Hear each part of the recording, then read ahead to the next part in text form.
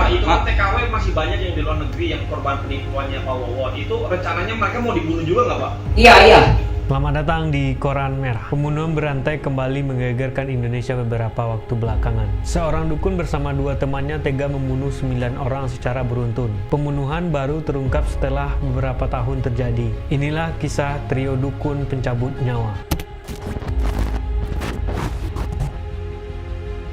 Cerita kasus ini dibagi beberapa bagian agar mudah dipahami. Pembunuhan berantai ini awal mulanya terungkap setelah terjadi kasus keracunan satu keluarga di Bekasi pada tanggal 12 Januari 2023 lalu. Setelah ditelusuri, kasus keracunan ini berkembang menjadi kasus pembunuhan. Dugaan pembunuhan dalam kasus keracunan itu menguat karena terdapat beberapa bukti. Salah satunya, polisi menemukan sisa bungkus pestisida di sisa pembakaran sampah di lokasi kejadian. Tidak hanya itu, polisi juga menemukan kandungan bahan racun di dalam kopi yang diminum oleh korban. Selain itu, ditemukan juga bekas cekikan yang terdapat di tubuh korban. Bahkan di sekitar lokasi kejadian tersebut, polisi semakin kuat mencurigai keracunan tersebut adalah rangkaian pembunuhan karena di lokasi kejadian ditemukan lubang berukuran 1x2 dengan dalam 2 meter. Berdasarkan beberapa bukti tersebut, kemudian polisi menetapkan 3 orang sebagai tersangka. Itu hasil dari pemeriksaan kepada 2 korban yang selamat. 3 orang yang ditetapkan sebagai tersangka adalah Wawon alias Aki, kemudian yang kedua Solihin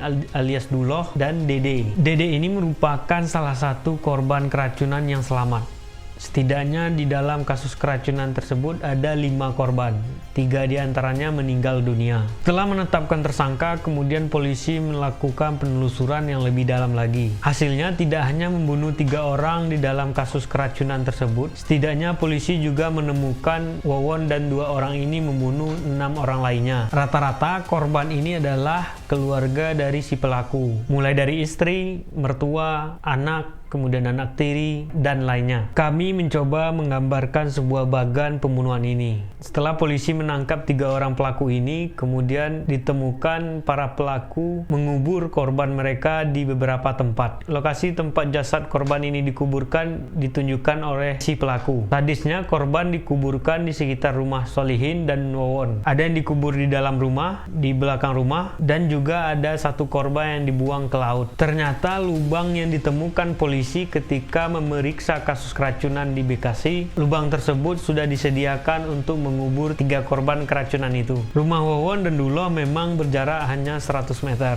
Rumah mereka berada di Desa Gunung Sari, Jawa Barat. Sebelum kasus ini terungkap, warga sudah mengetahui ada beberapa lubang yang terdapat di rumah Duloh. Tetapi mereka tidak menaruh curiga karena Duloh dan Wawon terkenal baik dan rajin beribadah. Setelah kejadian itu, warga baru mengetahui kalau kedua orang ini adalah pembunuh. Bahkan sebagian dari tetangga Duloh memilih untuk mengungsi ketika mengetahui kejadian itu. Duloh dan Wawon dikenal warga sebagai seorang dukun. Beberapa orang yang sakit sering meminta obat kepada mereka. Beberapa pasien memang meminta obat sukses dan kaya kepada Duloh dan Solihun. Namun setelah pasien ini memberikan harta mereka, setelah itu mereka dibunuh. Sedangkan pembunuhan keluarga dekat tersebut dilakukan Wawon CS diduga karena keluarga mereka mengetahui kejahatan yang sedang dilakukan Wawon dan temannya. Menurut polisi, Wawon membunuh keluarga ini untuk menutup agar kejahatan penipuan ini tidak terungkap. Mereka menutup mulut keluarga dengan cara dihabisi. Sampai saat ini polisi masih menelusuri